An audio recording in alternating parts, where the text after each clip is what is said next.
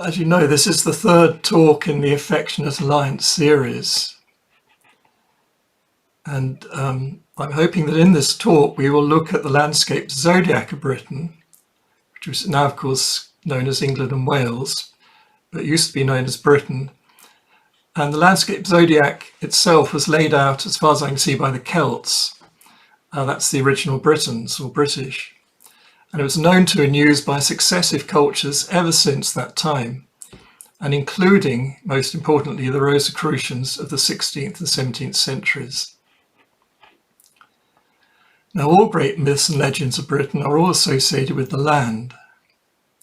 Most people don't get that, but it's really, really critical to know that all great myths and legends of Britain are, or legends, most legends anywhere, they're all associated with the land. And they are, if there's a good legend or myth, they are in fact mysteries that contain deep wisdom.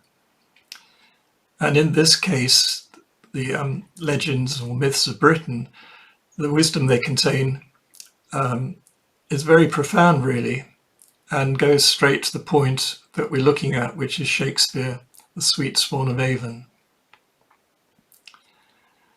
So I'm hoping in this talk to tell you something about this. And the other thing to note is that land itself is a grail that holds the wisdom. A grail is a vessel. It's described in different ways, from anything from a stone up to a bowl or a chalice. But the idea is that it is a grail that holds the wisdom, therefore it becomes a holy grail. And the land is a grail, it always was understood as such. It holds the wisdom, which if we learn, practice and enact the wisdom on its landscape stage, then it will become a holy grail. So to make the land holy as a grail, to turn it holy, we have to do the right things in the right places at the right time.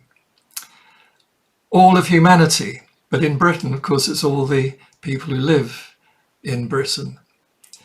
And that, of course, is a huge task. And, you know, the civilization or a culture is made up of all sorts of people at different levels of development and evolution and so on like that. But we have to learn to live in a holy way. That means doing the right thing in the right place at the right time with the right intentions, good intentions or holy ones. In other words, holy means good. So in this talk, I'm going to share some slides, and I'm going to start off. Let's try and share my slides.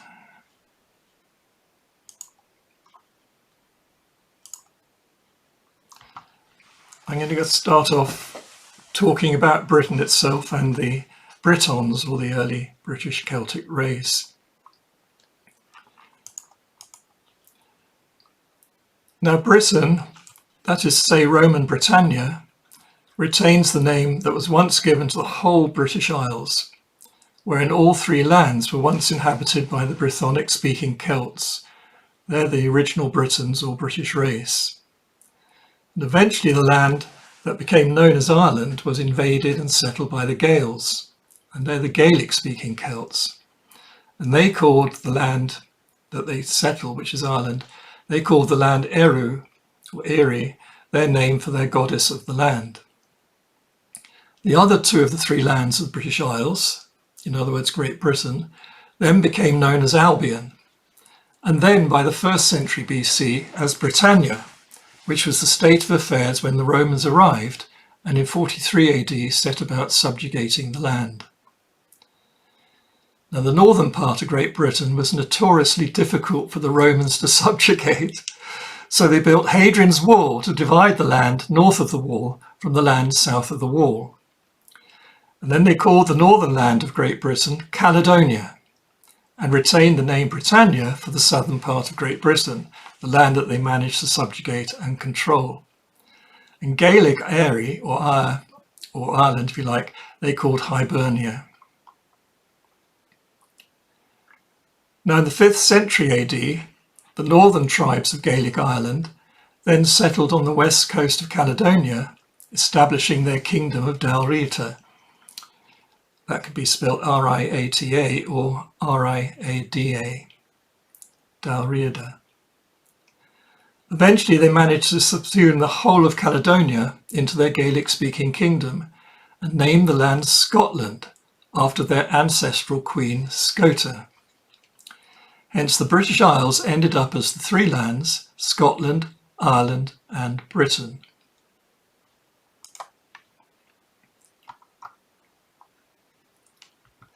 Now each of the three lands of the British Isles have their own landscape zodiac, which interconnect with each other geometrically as well as geomantically. And Britain itself later became divided into England and Wales politically, which is the position nowadays, but the landscape zodiac of Britain still remains the same as an integral whole. And the same happened in Ireland, being divided nowadays into Northern Ireland, which is part of the United Kingdom, and Republic of Ireland. But the whole landscape zodiac of Ireland remains the same as an integral whole. It's important to realise this. The triple aspect of the British Isles is not by chance and relates to the goddess of the Isles, who is a triple goddess. Moreover, each of her three aspects manifests as a goddess or archangel on each of the three lands and oversees the sovereignty and evolution of each land. Now, the goddess of the ancient Britons was called Britannia, meaning chosen of Anna, and her name was Latinized by the Romans as Britannia. Anna is the name of the Divine Mother of the universe. The Divine Father's name is An in the Celtic language. An and Anna correspond to the Hebrew names Al and Allah, who together are the Elohim. Elohim has become spelt and pronounced nowadays as Elohim. And they're the ones who in the beginning created everything and translated into English Bibles as simply as God.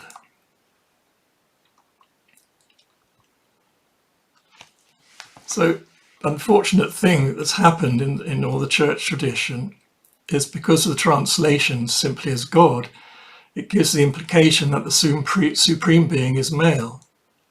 But Elohim, is a plural word, and it actually is male and female. The Divine Father and Divine Mother in unity. Hence why man, which means the mind or soul, is created male and female in the likeness of Elohim. So in our souls, we're actually all male and female. We just have to come to realize it. Now, Britannia equates with Pallas Athena, the goddess of the arts and sciences, who is known as the spear shaker. And like Pallas Athena, Britannia, or Britannia, was depicted with a spear. In other words, the goddess Britannia, whose Greek name is Athena, is the divine spear shaker. Later, the spear was replaced with a trident, but the two are interchangeable and symbolize the same thing. Both the spear and the trident represent the arisen Kundalini, which rises straight up the spine, from root to crown, as a result of love in action.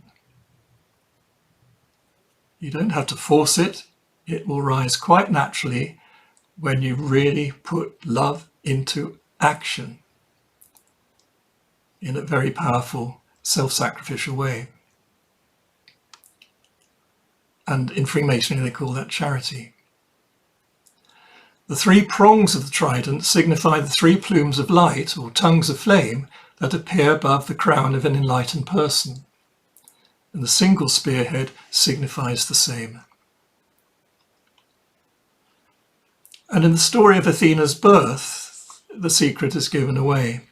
The story of her birth, wherein she bursts out of the forehead of Zeus, out of the forehead and the crown of Zeus's skull, uttering a great cry and brandishing a spear of light, tells us that she represents truth revealed, Illumination, truth revealed. Now the Romans knew Athena by the name Minerva. An important emblem book was published in Shakespeare's time, which combines the two names as Minerva Britannia. The hand of the writer concealed behind the curtain is writing mente videbor. It's Latin, but it means, by the mind I shall be seen. And this refers not only to the concealed author Shakespeare, but also to the way in which the divine Shakespeare or spear shaker might be seen, with the eye of the mind, which is the eye of the soul. The mind is another word for soul. It was Britannia, or Athena, the spear shaker, who was the muse of Shakespeare, and who gave her name to the Shakespeare works. In other words, just as the land was named after the goddess, so also were the Shakespeare works. Also, just as Britannia was known as a triple goddess, the goddess of the three lands of the British Isles, so the Shakespeare works are triple, being composed of poems, sonnets, and plays.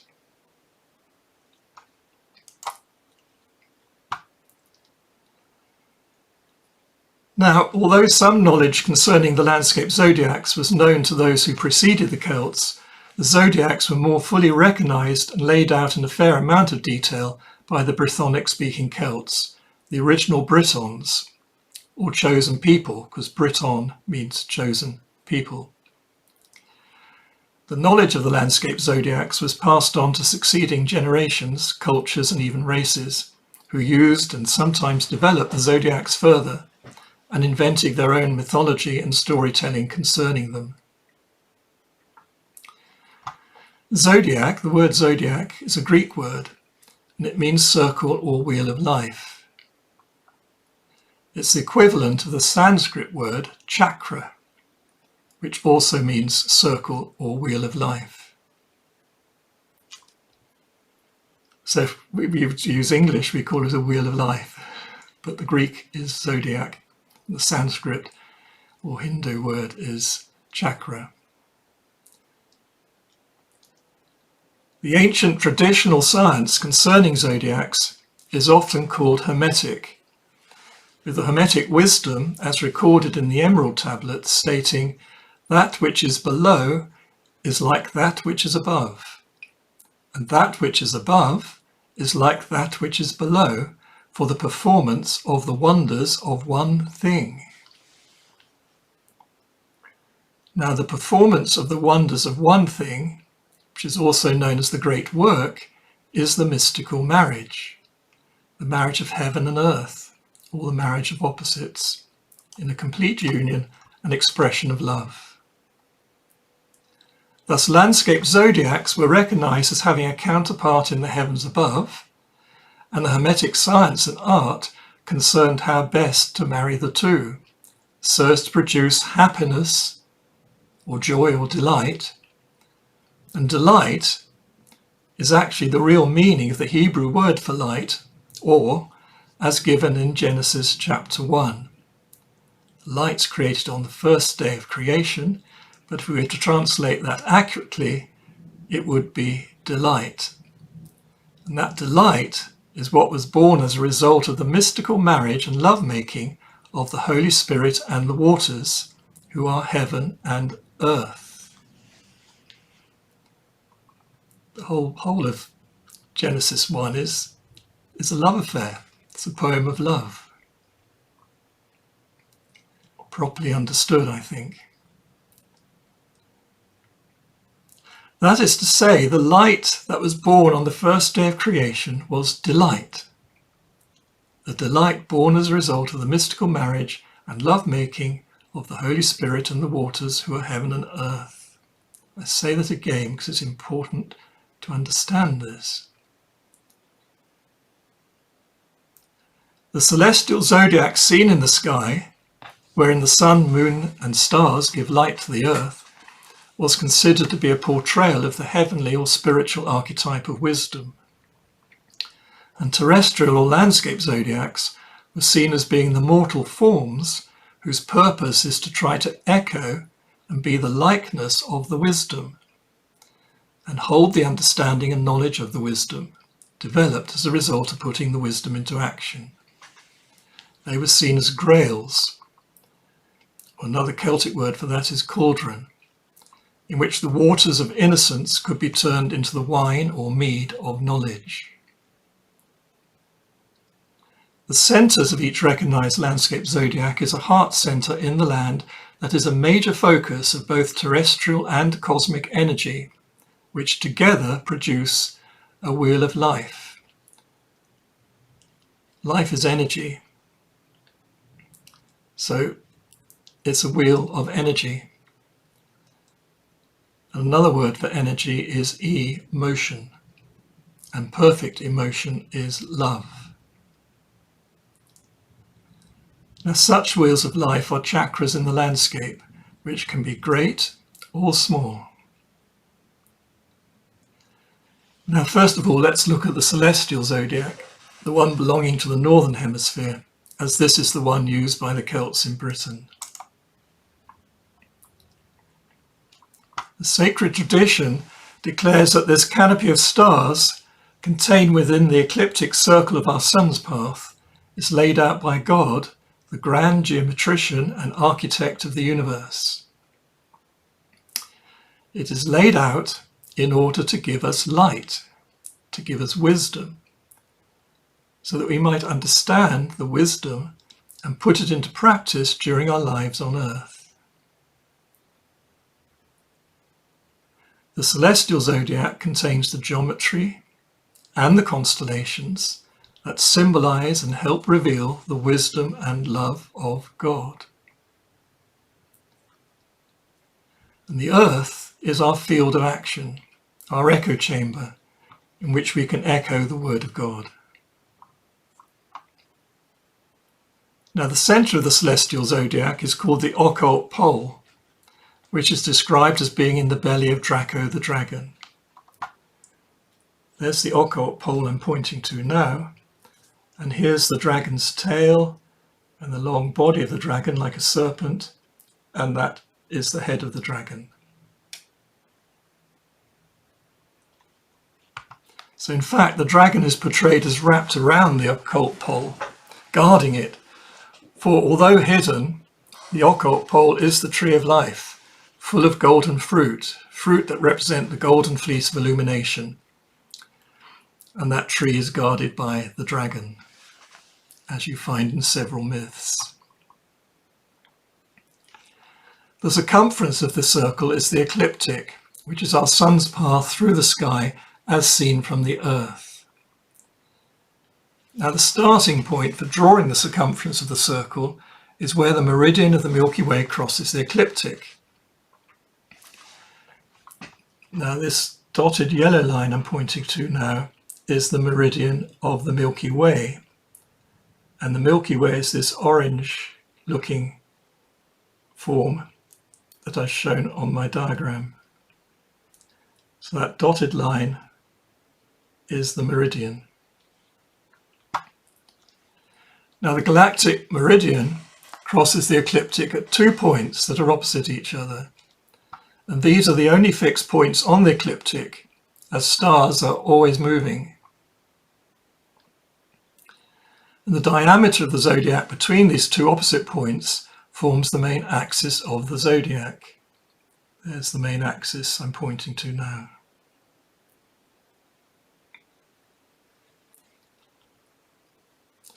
One of these points defines the creative alpha omega point, the beginning or starting point of creating the circle. It is also the ending point marking the completion of the circle. And the opposite point is the responsive supportive alpha omega point. And this point is the one that appears close to the center of the Milky Way galaxy when observed from the Earth.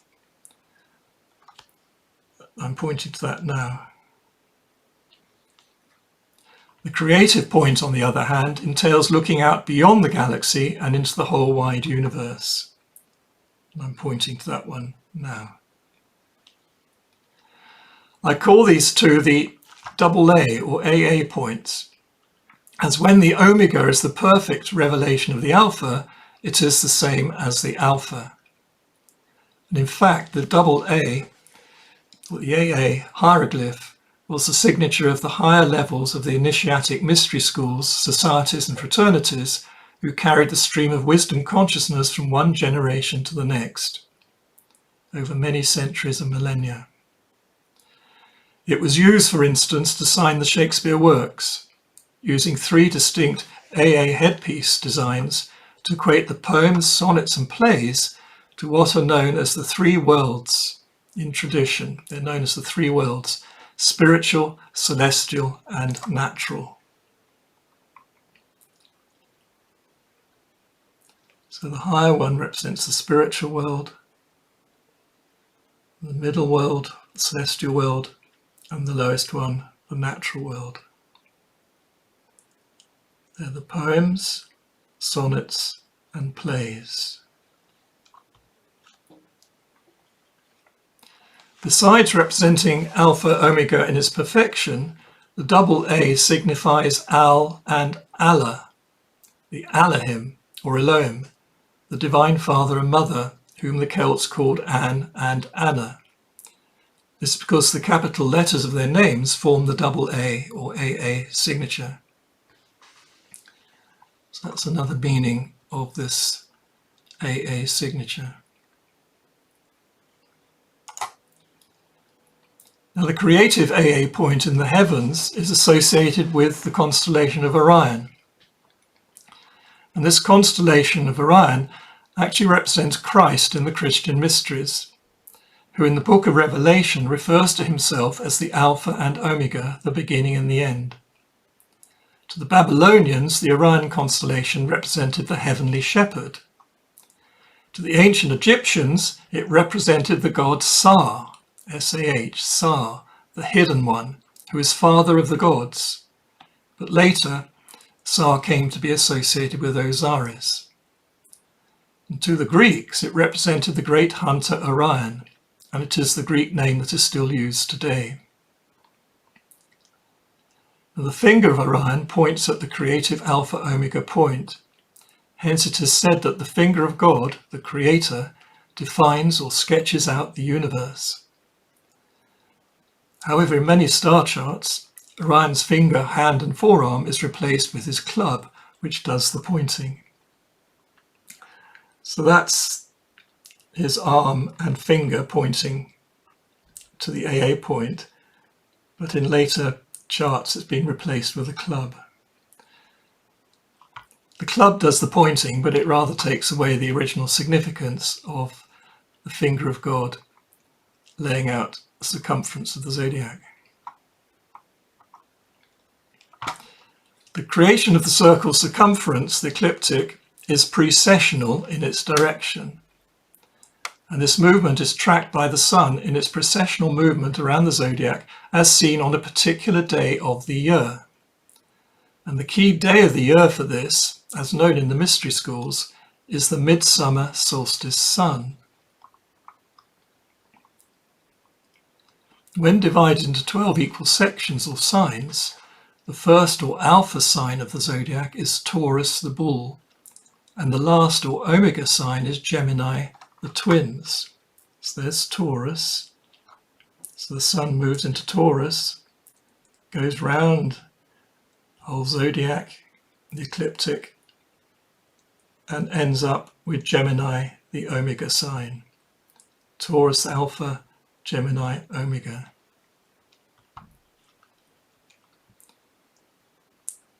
So if you followed my pointer, we've gone through Taurus, Aries, Pisces, and so on, with Gemini being the last or omega sign. And the time it takes for the sun to pass through each zodiac sign is approximately 2,160 years, and that's called an age. And it takes the sun approximately 26,000 years to complete the circle, and this is known as a great age, made up of 12 ages. And right now, the midsummer solstice sun is on the alpha omega point, the creative alpha omega point, the cusp of Gemini Taurus. That's where it is. That's a simpler diagram to show you. Hence, right now, the world is experiencing the end of one great age and the beginning of a new great age. And in tradition, it's known as the time of the Last Judgment, or the second coming of Christ in glory.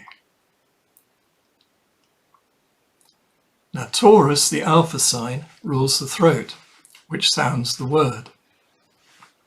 And the first letter of the alphabet, the letter A, is derived from the hieroglyph of the bull's head.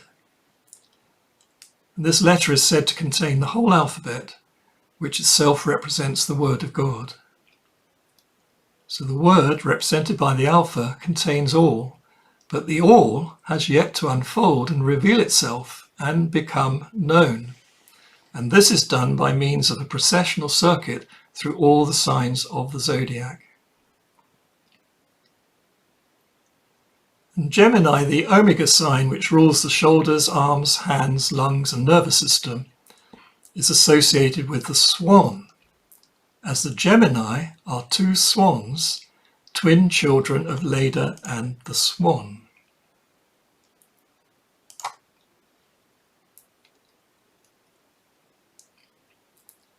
Now, each Gemini swan is male and female, who in myth are symbolized as brother and sister. One set of twins is immortal, the other set of twins is mortal. The immortals are Pollux and Helen. And she's become better known as Helen of Troy in that story. And they're children of Leda and the god Zeus. The mortal twins are Castor and Clytemnestra, who are children of Leda and her husband, King Tyndareus. But the story of the Gemini is usually told in terms of the two brothers, Pollux and Castor. They love each other greatly and do great deeds together. And it is because of the self-sacrificial love of the immortal twin that the mortal twin Castor, when he dies, is resurrected and raised immortal. The twin brothers are then known as the immortal mortals, or mortal immortals, and called the Dioscuri, sons of Zeus, or sons of God, for the Greek name Zeus is rendered in Latin as Deus, or Deus, which is translated into English as God. Simple. In their ascended form, the Gemini are symbolized in the sky by the starry constellation called Gemini. There they are. And this is symbolic of the mystical marriage, the love union that is an individual fulfillment of the creative plan and divine will of the Alpha, Taurus.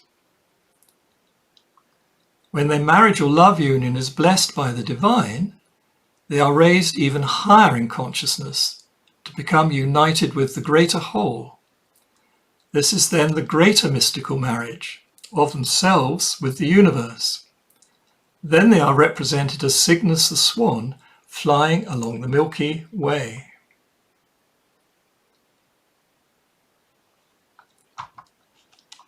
The equivalent Hindu myth is that of the brothers Ham and Sar, who become the Hamsa swan, by means of which Brahma and Sarasvati express themselves.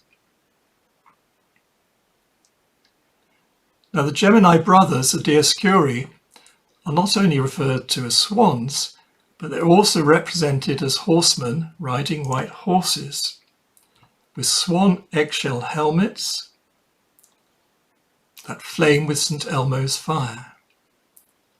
And they hold spears, big long spears, and are known as spear shakers or Shakespeares. This Gemini secret of Shakespeare is conveyed not only in the works of Shakespeare, but also in the symbolism used to sign the Shakespeare works. So the three main types of Shakespeare poetry, Shakespeare works, were the poems, sonnets, and plays, and were, when published, marked by key Gemini headpieces.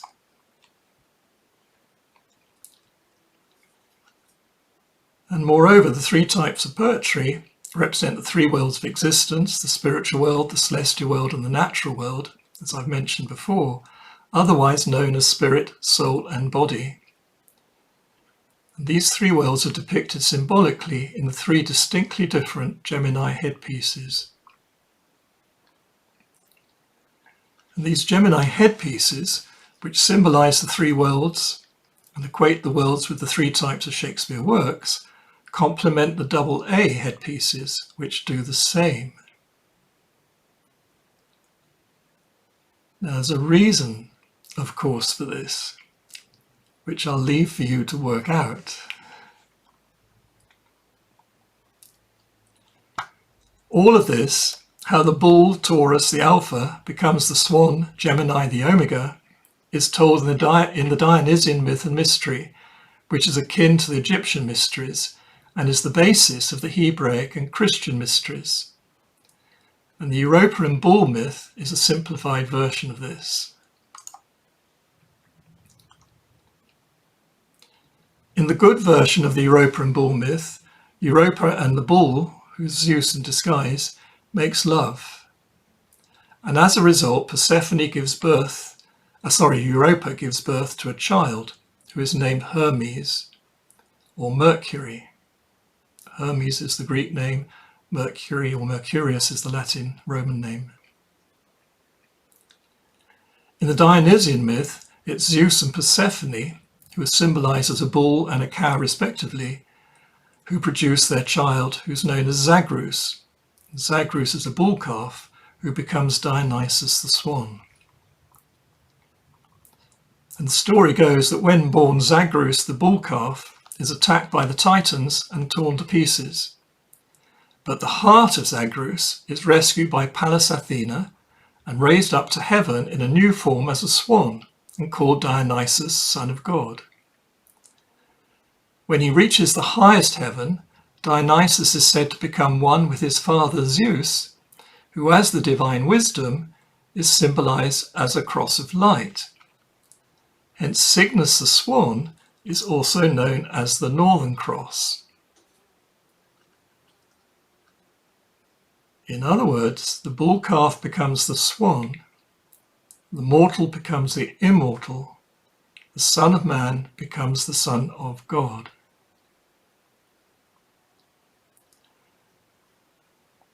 Now Orpheus was known as the first great manifestor of the Dionysian mystery, and when he died, he ascended to heaven and became a swan. And as a swan, he had become Dionysus, son of God. And this is in the stories about Orpheus and the Orphic mysteries. But likewise, in the Christian mysteries, Jesus was known as an even greater manifestor of the mystery. Jesus' earthly father, Joseph, was symbolized as an ox. Now, an ox is a bull that ploughs the land in a labor of love. Hence, symbolically, Jesus was born a bull calf who was attacked by the Titans, crucified, resurrected, and raised up to the heavens, ascending to the Most High as the Son of God and symbolized as a swan. So we can see him here on the end of this sarcophagus in Lisbon, that Jesus raised up, become the Christ in the heavens, has swan wings, swan feathers, but he portrays himself in the sign of a cross. So he's Cygnus the swan, but also the Northern Cross. Moreover, Jesus was known as all heart. And this heart is what was rescued and raised by Pallas Athena, the spear shaker. And Pallas Athena is Britannia.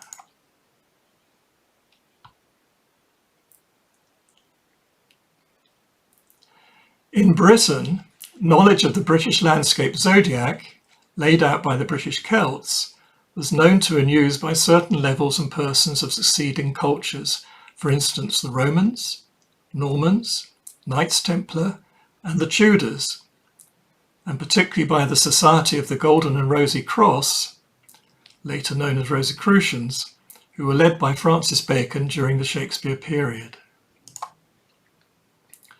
The zodiac is best known for its division into 12 equal sectors, and for the zodiac signs that give them their names.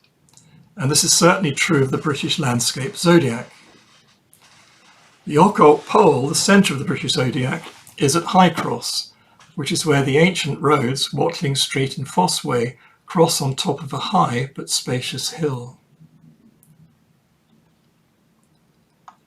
The original Celtic route, which Watling Street, most of which the Romans took over and paved, and which eventually became known as Watling Street, starts in Snowdonia and heads southeasterly through the mountains and across the plains to High Cross, where it changes direction by 30 degrees and heads in a more southerly direction to London. And these two directions of Watling Street follow two radii of the equal sign zodiac. The radius High Cross to Snowdonia is also part of a geometric line that forms the diameter of the British zodiac, which connects with the main diameter of the Irish zodiac, thereby linking the heart centres of each land. And the radius High Cross to London is part of the main AA diameter of the British zodiac that connects with the centre of all three lands of the British Isles. And that's that point where all three connect is somewhere there between the Isle of Man and the Lake District.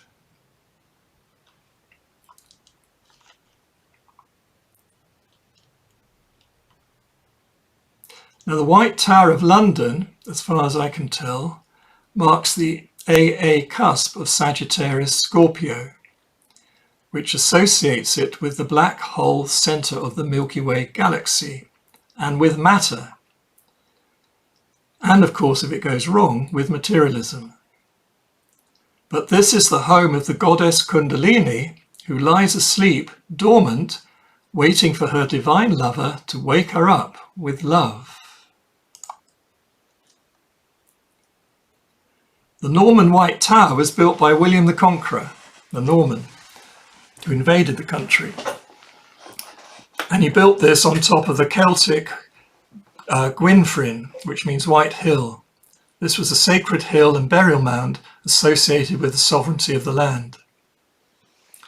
And it is on this that the person who would be crowned sovereign of the land has to meditate on the required sacrifice required in loving service of the land and its people in order to be crowned sovereign of the land. And that this cannot happen unless he or she awakens and unites in love with the goddess of the land. So the person who will be sovereign can be male or female, because sovereignty includes male and female in one single unity. And this is because the true sovereign is made in the likeness of God, An Anna or Al Allah. Hence the sovereign always refers to him or herself as we. We say this, or we do this. This is what our queen does.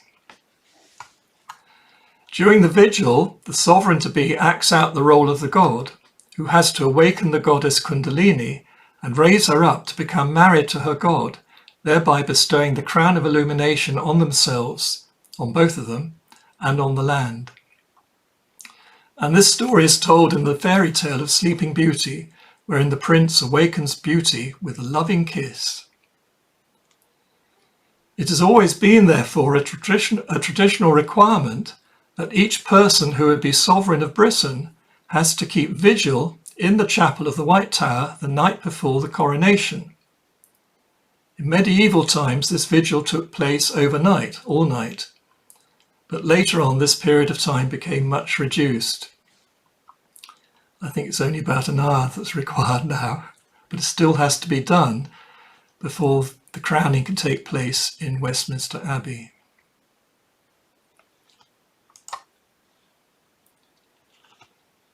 Now the opposite creative AA cusp of Gemini Taurus, the one up here I'm pointing to now, used to have nothing in particular to mark it, at least nothing known of that may have once existed. However, amazingly, In 2009, a wonderful sculpture called The Dream was erected in St Helens, Merseyside, which perfectly symbolises and marks the creative AA point. The sculpture, made of sparkling white Spanish dolomite, rises 66 feet into the sky like a white pillar or column of light, portraying the neck, head and face of a 9-year-old girl, her eyes closed in meditation, dreaming of a bright and beautiful future. The sculpture is built on the site of the old Sutton Manor Colliery, which has now been made into a park. And it lies above a deep coal mine, deep and dark, now closed. The sculpture, which was brought into being by the miners of the area, the sculpture represents light being born out of darkness and a better future being born out of a difficult past. Perfect for this creative AA point.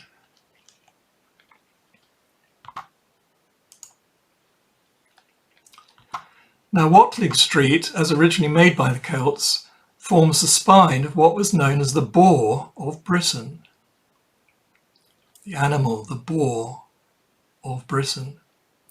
And the outline of the boar is suggested by the coastline of Britain, where in Wales is the head of the boar. This is why in the old days at Christmas, the boar's head was always served up first on a silver platter, if possible, and brought in before the rest of the feast. The boar was the sacred animal of the Druids, as also of the Eleusinian mysteries. So this is instead of the bull. The Eleusinian mysteries were an offshoot of the Dionysian mysteries. So they, like the Celts, used the boar as a symbol of the natural mortal soul rather than the bull. And Druids were symbolized as boars. And when they became great poets as well, then they were symbolized as swans. And it's also said in Celtic tradition that the Druidic goddess Ceridwen was symbolized as the great white sow, which flew in the air. Imagine that. Wherever she dropped her litter of piglets, a Druid mystery school grew up. And Ceridwen's divine partner, the god Hugh, was the great boar. A later name for Hugh was Arthur.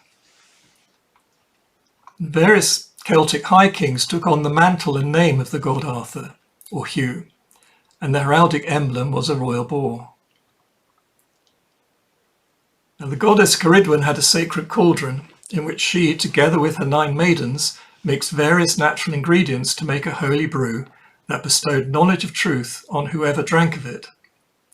It could also renew life, bestowing long life and even immortality. And this cauldron and its holy brew became the basis of the Holy Grail stories and associated with King Arthur and the Knights of the Round Table. And another symbol of the Holy Grail was the head of the god Bran. So the Celtic Watling Street, which I've shown here in red, was known as the way of the most holy head of the god Bran. It was also along this Celtic route that the head of the god Bran was brought from Snowdonia to London, where it was buried in the White Mount, or White Hill. It symbolized the loving sacrifice of the god Bran, which Christianity later referred to as the sacrifice of the Lamb of God, for the lamb refers to the zodiac sign of Aries, which is associated with and rules the head. And in Celtic and Scandinavian times, skulls used to be used as drinking cups for special occasions, until later replaced by wooden drinking bowls.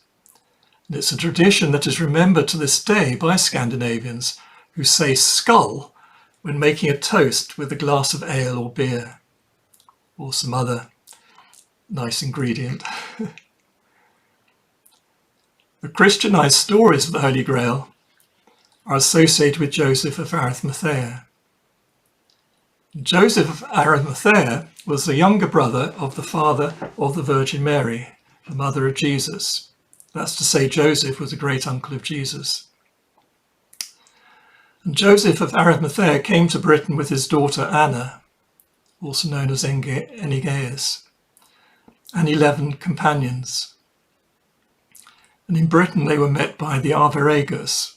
Arviragus is Ard Rig in Celtic, which means high king.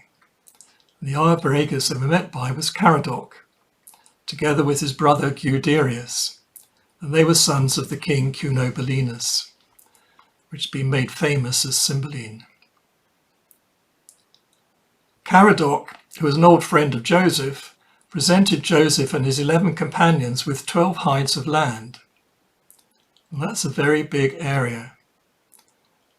It represents altogether 1,920 acres, or 777 hectares, and gave them a promise of protection against Roman molestation. And thanks to the careful research and discoveries made by Alan Wilson and Baron Blackett, results of which were written up by Adrian Gilbert in his book, The Holy Kingdom, we know that the 12 hides of land were on Hart's Hill near Highcross, the heart centre of Roman Britain, and centre of the Celtic landscape Zodiac of Britain, where the two great Celtic roads, Watling Street and Fosse Way, cross. There we are. The first settlement there was known as Oldbury. That's a later Saxon name given to the settlement. So I'm pointing to it now. At the foot of the hill was a place called Manchester, which is where the Fosse Way crossed a river.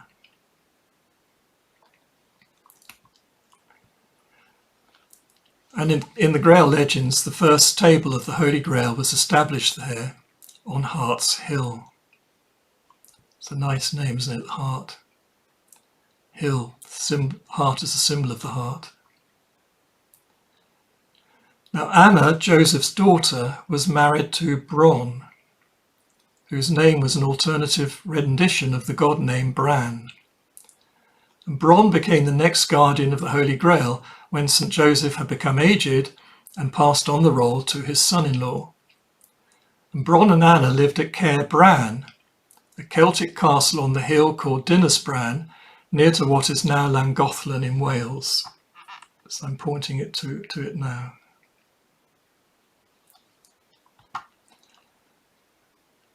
And Caer Bran forms the focus of the outer major chakra, symbolised by the Pleiades, on the spine of the boar of Britain. And Bron became known as the first Grail king, and Caer Bran as the Grail castle. Later on, King Arthur in his turn became the guardian of the Holy Grail and Grail king. And the round table that's referred to is the British Zodiac, the Grail, or cauldron.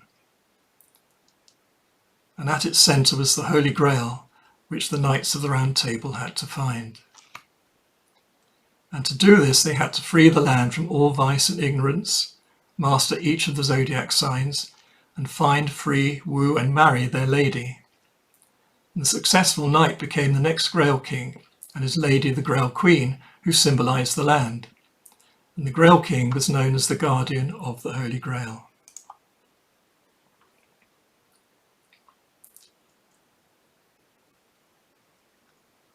Now the Fosse Way, the second main Celtic road taken over and paved by the Romans, doesn't follow a division of the 12-fold zodiac, but a division of the zodiac divided tenfold. And one of the diameters of the tenfold zodiac follows the same diameter as the 12-fold zodiac that connects the heart centre of Britain and Ireland, which the northwesterly part of Watling Street follows. So I'm pointing to that now. Another diameter of the tenfold zodiac forms the north-south axis of the British zodiac, which the Romans used to set out the building of Hadrian's Wall, starting the building of the wall on the east coast at the mouth of the River Tyne, near to where the axis reaches the coast in the north. right up there on the diagram.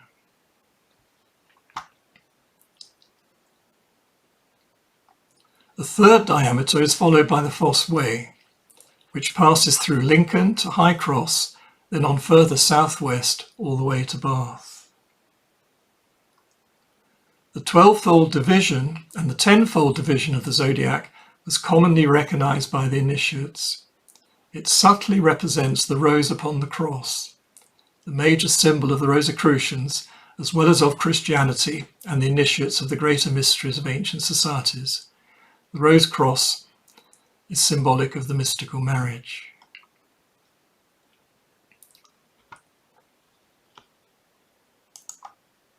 Now we come to another mystery. More exactly, the Fosse Way follows the Sphinx line, the meridian of the Masonic compass, what's called the Masonic compass, which approximates to a diameter of the 10-fold zodiac. The Masonic compass is the earthly counterpart of the celestial compass that is used symbolically by the divine grand geometrician to lay out the celestial zodiac in the heavens. In the heavens, the star Deneb represents the apex of the celestial compass, by which means the hand of God lays out the zodiac. So the apex of the compass is marked by the star Deneb, which is part of Cygnus, the swan. Deneb actually means tail, and it's the tail of the swan. The compass points are marked by two bright stars, Regulus, which is the heart of Leo, pointing to now, and Spica, or Speaker, the ear of wheat held in the hand of Virgo. Arabic for that is al-Zimak. I'm pointing to that now. Spica, the ear of wheat, is also now known as al-Zimak, which is the branch in Arabic, and represents the pregnant Virgin Mother. The branch represents the Virgin Mother, and the ear of wheat represents the Virgin Mother, who's pregnant, whose heart womb is growing the child of light. And the line from the apex through the occult pole to the midpoint between the constellations Leo and Virgo on the ecliptic is the Sphinx line. And that's because Leo, the lion, and Virgo, the woman, form the main symbol of the Sphinx. It's the body of a lion and the head of a woman. And God holds the apex of the compass in order to lay out the cosmos. And in this role, God is known to the ancient Hebrews, as well as the modern Freemasons, as the grand geometrician of the universe. And of course, for the actual laying out of the zodiac, the compass is imagined as being lifted up, with the apex of the compass being held by the hand of God, the grand geometrician, who then controls the compass and lays out the zodiac. The Regulus compass point is placed in the center of the zodiac, the occult pole. The Spica compass point draws the circumference of the zodiacal circle. Hence Regulus, the heart of Leo the lion, is associated with the heart or center of the zodiac, and Spica, the pregnant Virgin Mother, is associated with the circumference of the zodiac.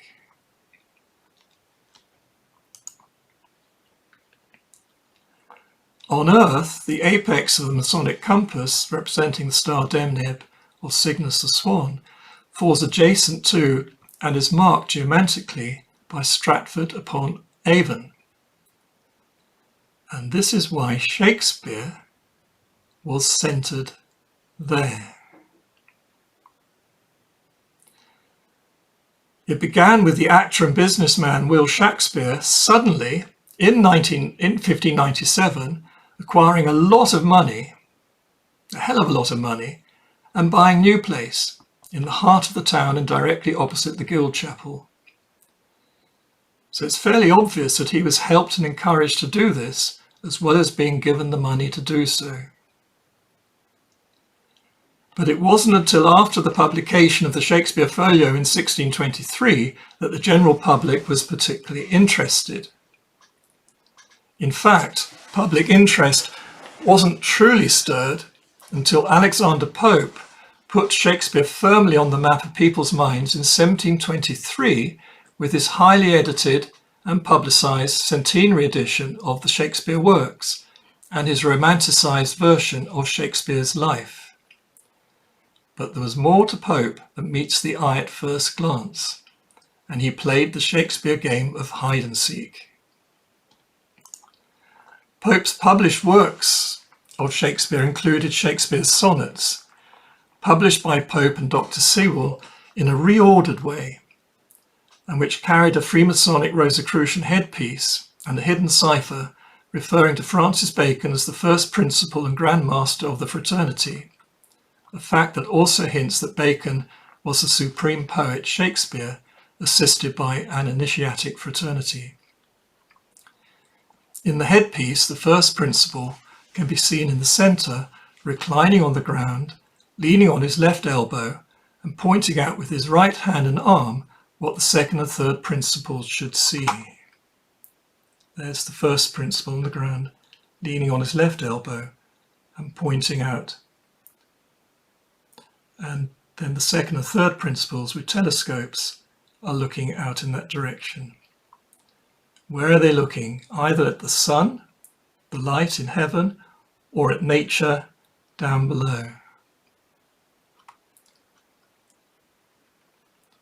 Now, reclining and leaning on the left elbow is an ancient Judaic and Christian way in which the person presiding over a Passover Seder or agape, that's a love feast, conducted the feast, answering questions and pointing out the various truths in the holy books. And for Francis Bacon, there were two holy books to look at: the book of God's Word, which is the Holy Scriptures, and the book of God's works, which is nature. Now, this was followed up by the erection in 1741 of the famous Shakespeare Memorial in Westminster Abbey by Pope, together with his Rosicrucian friends Richard Boyle, the 3rd Earl of Burlington, Dr. Richard Mead, and Tom Martin, with appropriate ciphers carved in it that reveal the otherwise hidden truth about Shakespeare. And a twin memorial statue was carved and erected in Wilton House, home of the Pembrokes, thus emphasising the idea of the Gemini, the twin swans who are also Shakespeare's, or spear shakers, which is the major key to Shakespeare. And then the Shakespeare focus in Stratford-upon-Avon was made a firm reality when the famous 18th century actor, theatre manager, playwright and producer David Garrick set up the original Shakespeare Jubilee in Stratford-upon-Avon in 1769, complete with a Jubilee pavilion. And after this, there were at least 17 buildings erected in Stratford for performing Shakespeare's plays, but the first permanent commemorative building to Shakespeare's works was built in the late 1870s in the Garden of New Place. This was eventually demolished but replaced on the banks of the River Avon with the Shakespeare Memorial Theatre, made possible by Charles Edward Flower, a local brewer, who donated a 2-acre site by the River Avon, and in 1875 launched an international campaign to build a theatre on the land. The Shakespeare Memorial Theatre was carefully sited so that its entrance faced up Chapel Lane, which led westwards from the Memorial Theatre to the Guild Chapel and New Place, where the lane joined Chapel Street, a continuation of the High Street. The theatre opened in 1879 with the performance of Much Ado About Nothing, but in 1926 it burnt down, with only the library and art gallery being saved.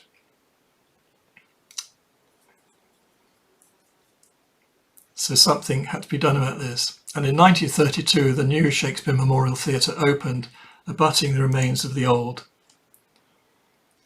which became renamed in 1961 as the Royal Shakespeare Memorial Theatre. And in 1974, the other place opened. And in 1986, the Swan Theatre opened, created from the shell of the 1879 theatre. And in 1991, a new purpose-built other place opened, and in July 2006, the Courtyard Theatre opened. Wow, things are taking off. And in 2007, the Royal Shakespeare closed so that it could be renewed, transformed, with a completely new auditorium within its old outer shell. In the beginning of 2011, the renewed and transformed Royal Shakespeare Theatre and Swan Theatre opened. By means of the Sweet Swan of Avon sounding its swan song here, the world can be cleansed, redesigned, reordered, and created anew. This swan song is heard by many, whether they understand it or not, and Stratford-upon-Avon has become a planetary pilgrimage centre as a result, enabling the wisdom of the swan song to reach all round the globe.